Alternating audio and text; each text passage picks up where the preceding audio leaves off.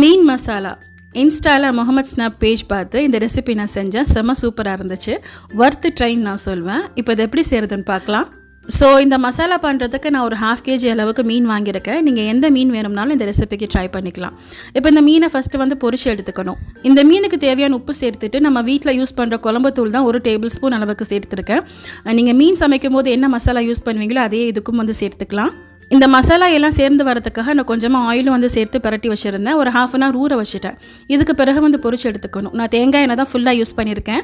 ஒரு நான்ஸ்டிக் பேனில் தாராளமாக தேங்காய் எண்ணெய் சேர்த்து இந்த மீன் எல்லாத்தையும் போட்டு பொரிச்சு எடுத்துக்கணும். நம்ம எப்போவுமே மீன் பொரிக்கும் போது நல்லா டீப் ஃப்ரை பண்ணி எடுப்போம். அந்த மாதிரி செய்ய தேவையில்லை. ஒரு பாதி அளவுக்கு பொரிஞ்சு வந்தாலே வந்து போதும். மலேசியாவில் இந்த மாதிரி ரெசிபி செய்வாங்க. நான் சிங்கப்பூரில் சாப்பிட்ருக்கேன். இதுக்கு பேர் வந்து ஃபிஷ் ரெண்டாங்னு நினைக்கிறேன். நான் சொல்கிற நேம் வந்து சரியாக இருக்கான்னு எனக்கு கமெண்ட்டில் சொல்லுங்கள்.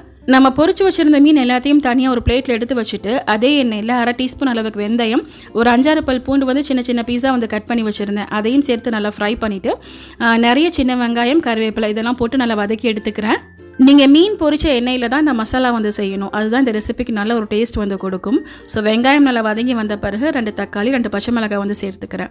அதையும் சேர்த்து நல்லா வதக்கி எடுத்துக்கலாம். நீங்கள் சின்ன வெங்காயத்துக்கு பதிலாக பல்லாரி கூட வந்து யூஸ் பண்ணிக்கலாம். இந்த டைமில் 1 teaspoon அளவுக்கு மஞ்சள் தூள், 2 டேபிள் ஸ்பூன் அளவுக்கு குழம்பு தூள் வந்து சேர்த்துக்கிறேன்.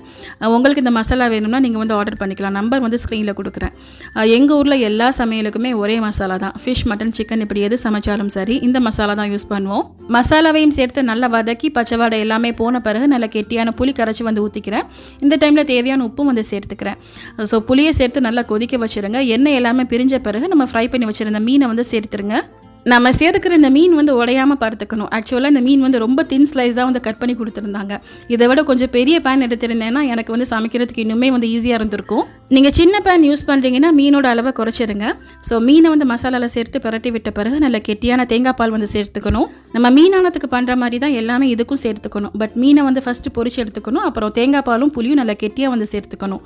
ஆனமாக வந்து இருக்கக்கூடாது. மீன் எல்லாத்தையும் உடையாமல் திருப்பி விட்டுருங்க. நான்ஸ்டிக் பேன் தான் யூஸ் பண்ணுங்கள். அப்போ தான் வந்து கீழே அடிப்பிடிக்காமல் இருக்கும்.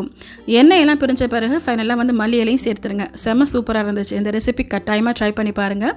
இந்த ரெசிபி சொல்லிக் கொடுத்த முகமது ஸ்னாப்புக்கு என்னுடைய தேங்க்ஸை இந்த வீடியோ மூலமாக சொல்லிக்கிறேன். தேங்க்யூ.